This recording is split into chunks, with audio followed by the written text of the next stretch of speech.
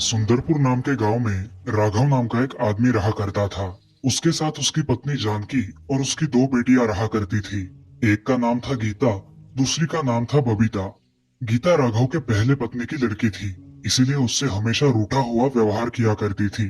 उसे गीता पसंद नहीं थी। एक दिन जानकी गीता से, अरे ओ गीता, कहाँ मर गई? यहाँ सारे काम पड़े हैं। जी माँ, आपने बुलाया? क्या काम है? यहाँ कितने सारे काम पड़े हैं और तो और बबीता को अच्छा भी नहीं लग रहा। क्या हुआ है माँ बबीता को? मुझे बाजार जाना है, तो ये सब घर के काम तुम कर लेना। जी माँ, मैं ये सब काम कर लूंगी। मेरे आने तक घर के सारे काम हो जाने चाहिए, समझी? जी माँ। ऐसा बोलकर जानकी वहां से बाजार के लिए निकल जाती है और गीता घर में सब काम करने में जुट जाती है। बहुत काम करने की वजह से गीता थक गई। कुछ देर आराम करने के लिए वो उसकी मनपसंद जगह जाती है, जो कि एक बहुत पुराना पेड़ था। उसके नीचे जाकर गीता आराम करने लगती है और वही बैठे बैठे सोच में डूब जाती है।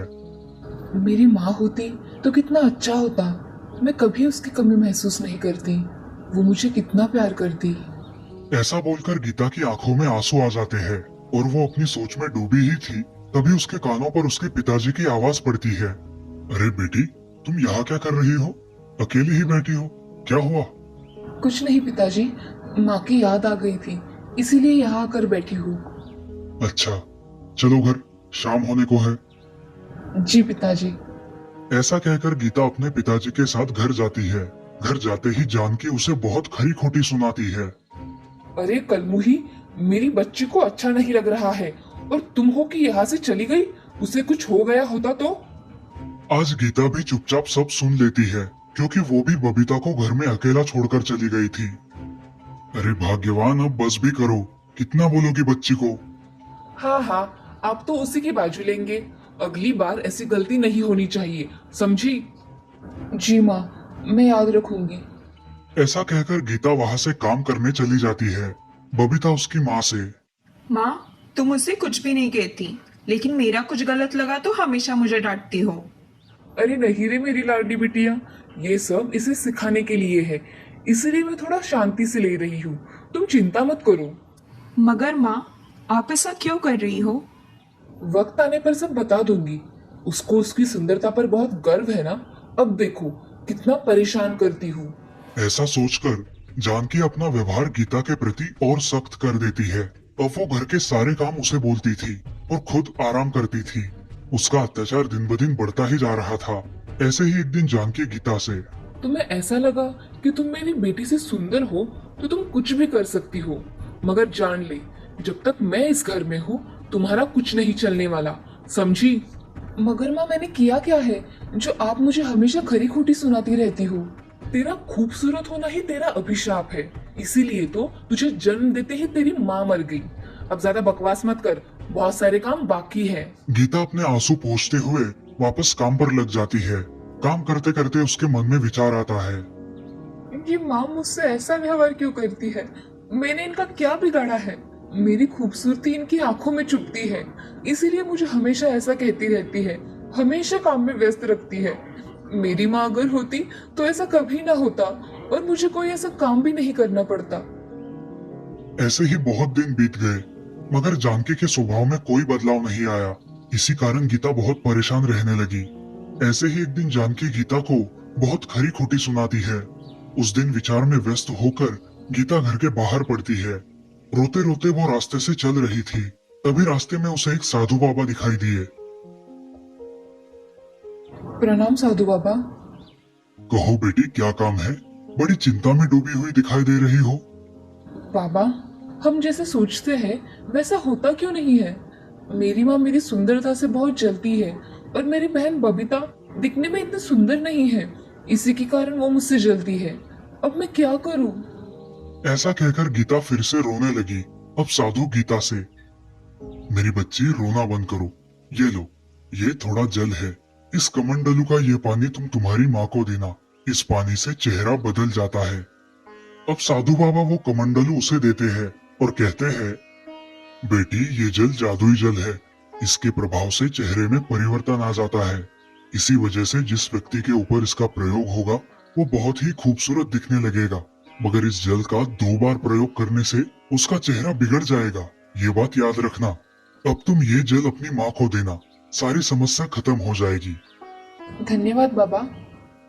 ऐसा कहकर गीता वहां से चली जाती है और वो कमंडलू साथ लेकर अपने घर आती है। इधर जानकी बहुत गुस्से में उसकी राह देख रही थी। जैसे ही उसे गीता दिखाई दी, गीता, कहाँ चली गई थी? सच सच बता, नहीं तो बहुत डांटूंगी। माँ, मैं गांव के बाहर जा रही थी, तभी मुझे एक साधु बाबा दिखाई दिए और उन्होंने मुझे ये जल दिया है। ये जल जादुई है। इसका एक बार चेहरे पर प्रयोग करने पर उस व्यक्ति का चेहरा बहुत खूबसूरत हो जाता है। क्या कह रही हो? दिखाओ वो पानी। हाँ माँ, हम इसका प्रयोग बबीता पर करके देखेंगे।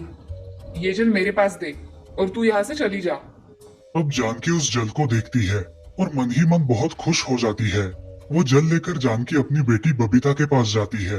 अरे बबीता उठो, देखो मेरे पास क्या है। क्या है ये माँ? ये जादुई जल है। जो भी इसे चेहरे पे लगाएगा उसका चेहरा खूबसूरत हो जाएगा। चलो अब तुम इसे लगा कर देखो। ऐसा कहकर बबीता अपने चेहरे पर वो जादुई जल लगाकर देखती है। वो सच में बहुत खूबसूरत दिखने लगती है। उसकी माँ भी उसे देखती ही रह जाती है। जानकी बहुत खुश हो जाती है और उसे खुश देख गीता भी बहुत खुश होती है। अब जानकी का गीता के प्रति रवैया बहुत बदल गया। वो उससे अच्छे से बर्ताव करने लगी।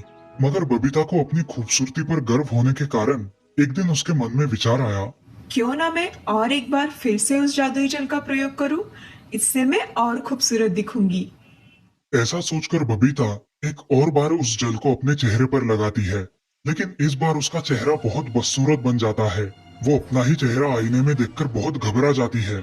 ये मेरे चेहरे को क्या हो गया? मेरा चेहरा इतना खराब कैसे हो गया? अब मैं क्या करूं? अब वो जोर जोर से चिल्लाने लगती है। उसकी आवाज सुन गीता और जानकी बाहर आती है और उसका चेहरा देख दोनों भी खड़ी की खड़ी रह जाती है। उसका इतना खूबसूरत चेहरा इतना बदसूरत दिख सकता है, इसका विचार भी किसी ने नहीं किया था। माँ, ये देखो ये क्या हो गया? मेरा चेहरा देखो ना कैसे हो गया। ये कैसे हो गया? तुमने इस जादुई जल का फिर से प्रयोग किया क्या?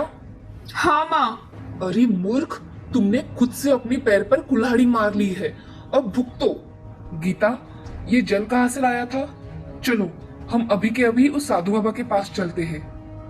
जी माँ, चलो मैं आपको वहां लेकर जाऊंगी। अब गीता, बबीता और जानकी तीनों उस साधु बाबा के पास जाते हैं। बाबा प्रणाम, हम बड़ी मुसीबत में फंस गए हैं। हमें इसका मार्ग दिखाइए। कृपा करके हमारा मार्गदर्शन करें। मैंने पहले ही बोला था कि जादुई जल का प्रयोग सिर्फ एक बार करना है। बार बार करने से सुंदरता नष्ट हो जाएगी। बाबा, उसकी गलती हो गई, मगर उसकी गलती सुधारने का कोई तो उपाय होगा। कृपा करके बताएं।